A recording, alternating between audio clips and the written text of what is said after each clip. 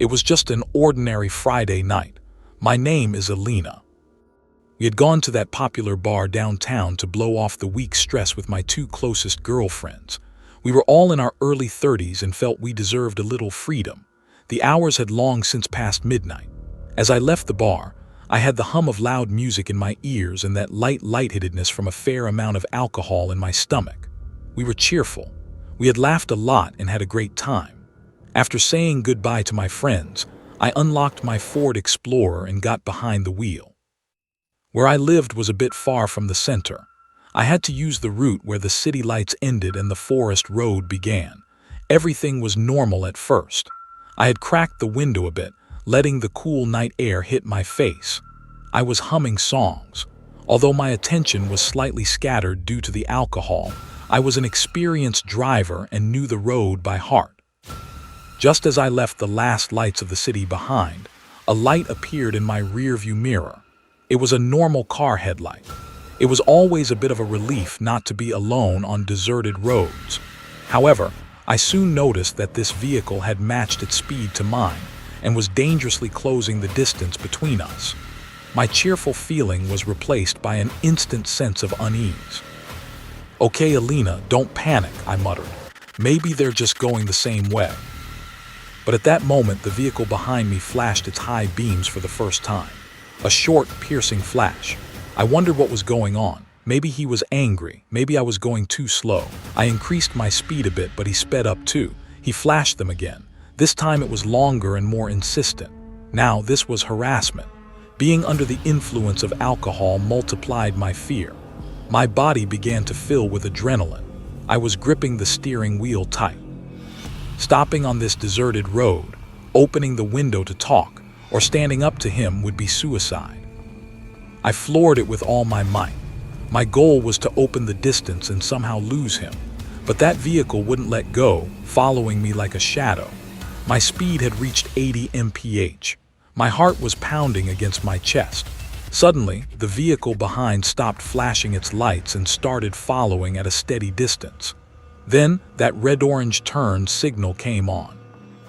"Oh, thank God, he's turning," I exhaled. That moment of relief was priceless. I thought he had just been scaring me for a while, and now he had reached his turn and was going his own way. The tension in my body dissolved instantly. But at that exact moment, my relief stuck in my throat, because even though the vehicle behind had signaled right, it didn't turn. On the contrary, while the signal was still blinking, it accelerated and got so close it was almost glued to my bumper. That was the moment all the logic circuits in my brain started screaming. This wasn't a risk of an accident. This was a malicious pursuit. That signal was a deception. Despite the blurriness from the alcohol, hundreds of scenarios flashed through my mind. Calling 911. No, the signal was weak on this road, and he would likely catch me before the call even went through. Seeking refuge at a gas station. The nearest one was 20 minutes away. In all this panic, I had only one goal: my house. My house was at the end of a short, dimly lit street off the main road. If I could get there and lock the door, I would be safe. I slammed my foot on the gas pedal. I dove into my street with a sharp turn. I slammed on the brakes and stopped. There was no time to turn off the ignition.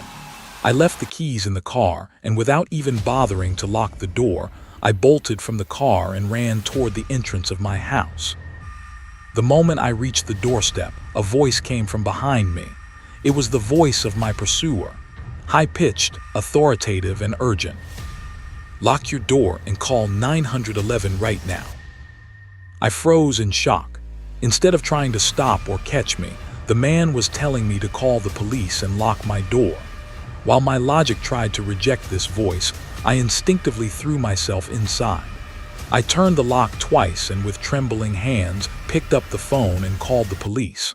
I could barely even breathe. The police units were there within 10 minutes. The sound of the sirens outside was the most reassuring sound I heard that night. Looking out the window, I saw that the white vehicle was still there. I opened the door and met the police. I barely managed to explain the situation. As the officers moved toward the white car, I followed behind them. The driver was a middle-aged man in a suit, looking quite respectable. While the officers questioned him, he turned to me. There was an expression of serious concern, mixed with panic on his face. "Go back inside immediately, ma'am. The situation is not what you think." The police officer asked, "Sir, why did you harass this lady for miles?" The man's answer froze my blood. "I wasn't harassing her. I was trying to save her." I looked at the man in bewilderment. He continued in a fast, clear voice. "I've been following her since the street the bar was on. At first, I thought she was just a normal driver. But once we hit the deserted road, every time I flashed my high beams, I saw something in her back window." The officer frowned. "What did you see?" "A shadow, a silhouette, and in his hand." The man swallowed hard, his voice trembling. "A cleaver. Every time I flashed my lights, that shadow would duck down quickly, trying to hide. I flashed the lights so the person inside would see me and maybe get scared and run away." As the man's words echoed in my brain, I looked at my own car in horror. The police took action immediately. 2 officers surrounded my car with flashlights. The front door was unlocked. The key was still in the ignition.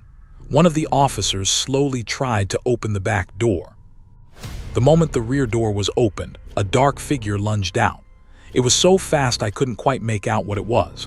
A large silhouette flashed for a moment in the light of the torches and then bolted into the depths of the forest, into the darkness. The police shouted, "Stop, freeze!" But it was in vain. They ran after him, but that person or thing disappeared in seconds among the dense trees. When they returned, there was shock and disappointment on their faces. We checked the car. In the back seat, there was only a handful of dirt and a faint bloodstain on the door handle. Nothing else. No cleaver, no belongings, and no clue as to the identity of the person who fled. The police thanked the man and took his statement. That night, I understood why the man had screamed for me to lock my door. He was afraid the killer behind my seat would chase after me as I ran to the house. Days, weeks passed. No matter how much the state police searched, they found no trace of the person who fled. Who was he? Was it a human, or was it some other being that moved so fast and so silently? Why was he in the back seat of my car? What did he want from me? The answers to these questions were never found. After that night, I never drove that road alone again. Every night when I lie in bed, I remember that red turned signal in my rearview mirror, that black silhouette, and the man's trembling voice. And the worst part is, even when I sit in my car and buckle my seatbelt, I always check that back seat to see if there is a shadow hiding in the darkness.